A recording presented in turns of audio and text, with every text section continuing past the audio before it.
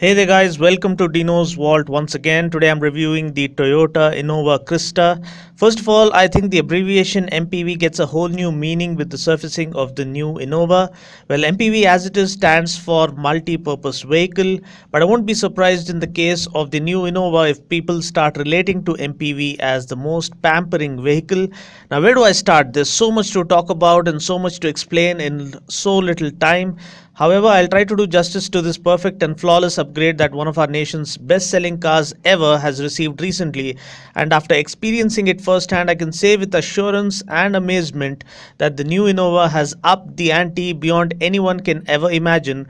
It has set a whole new benchmark that no one else can ever attain, and it has overtaken its very own legacy that no one else can ever match. The toughest job, in my opinion, is not just being able to dish out blockbuster products, it is taking a super successful product and trying to give it a proper upgrade such that not only does the product supersede people's expectations, but it also surpasses all the glory it has achieved so far in grand style. Toyota have managed to reincarnate the immortal Innova by retaining its actual essence of blending unimaginable luxury with unbelievable power while also offering amazing practicality and unmatched style. More than that, the sense of quality and trust that people can associate with the Toyota branding is almost immediate.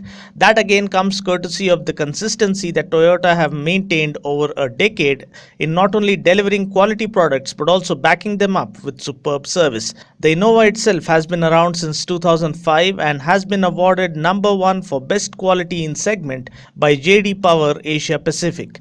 Well, let's just cut the intro to here and start out with the review. Dimensions wise, the new Innova Crysta is longer, wider, and taller than the outgoing model because we Indians mostly believe in bigger is better philosophy. This also indicates that Toyota has left no stone unturned in trying to offer maximum bang for your hard earned buck with this car. Design wise, the Innova has always been a good looking MPV that has appealed to people of all age groups. The Innova has always stood contrary to the belief that MPVs are just people movers and styling comes last in their priority list.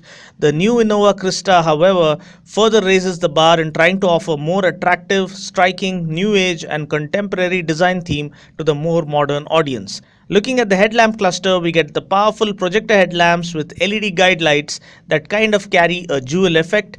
The huge open-mouthed hexagonal front grille looks striking and radical. The prominent bonnet lines add a bit of muscle to the front end of the car. The well-sculpted front bumper makes the car look more new age and up-to-date. Coming to the profile, the car looks huge and the increased body dimensions are clearly evident when you look at the car side-on. We get 17-inch alloy wheels which look amazing. Now these come with the top two variants. The remaining variants get 16-inch wheels. The outside rearview mirrors with integrated turn indicators look superb. The chrome finish on them adds in a touch of class.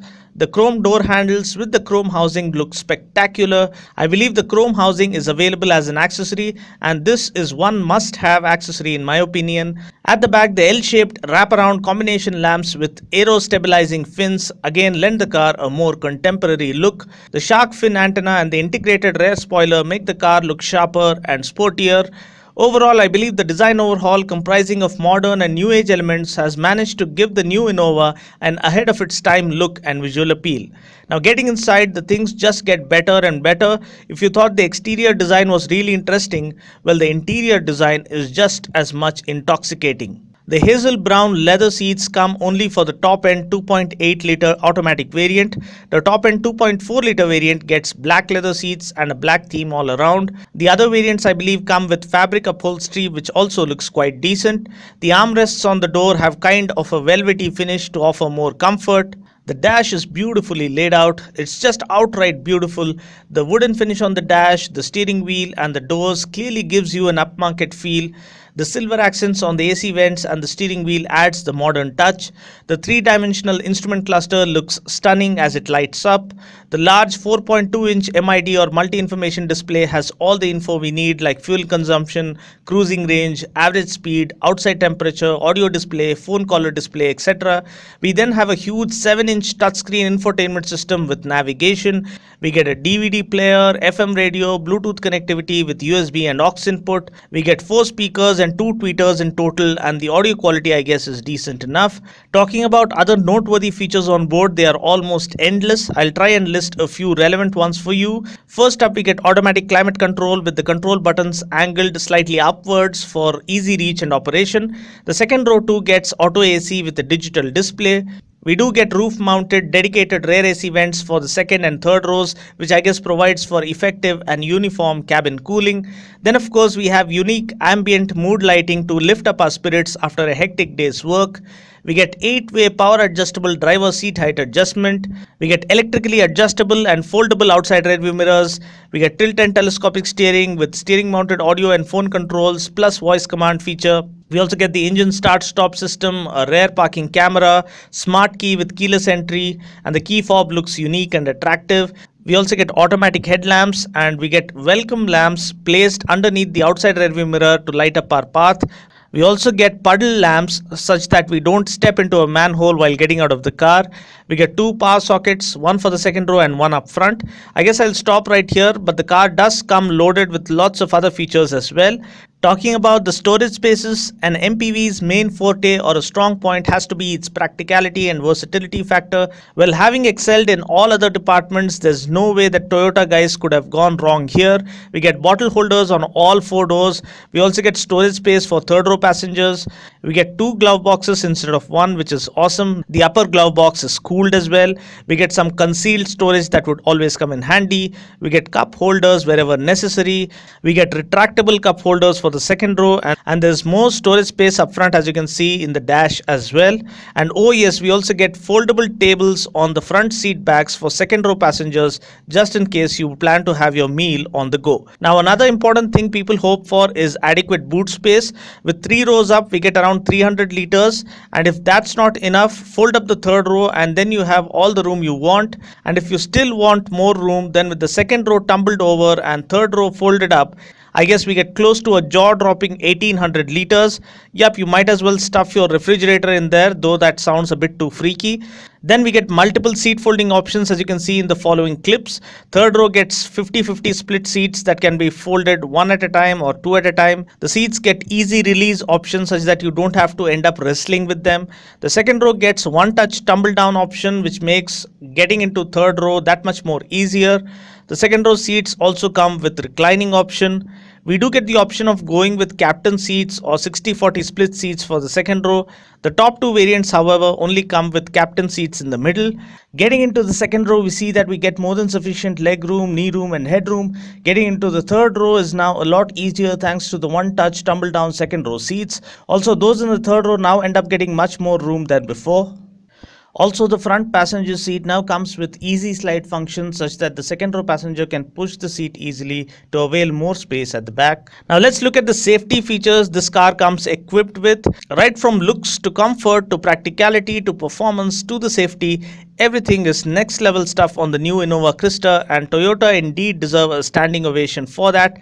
What's even more impressive is that 3 airbags and ABS with EBD and brake assist come as standard right from the base variant. We get as many as 7 airbags for the top 2 variants. Other noteworthy safety features include vehicle stability control, which ensures the braking pressure and engine output is controlled to avoid oversteer or understeer while taking sharp turns. Then we have hill start assist, which gives you a head start when you take your foot off the brake pedal. It ensures that the car doesn't roll back when you find yourself on inclines. We also have traction control that offers better traction on various road conditions. We then have Toyota's age-old initiative named GOA, or Global Outstanding Assessment, that started way back in 1995.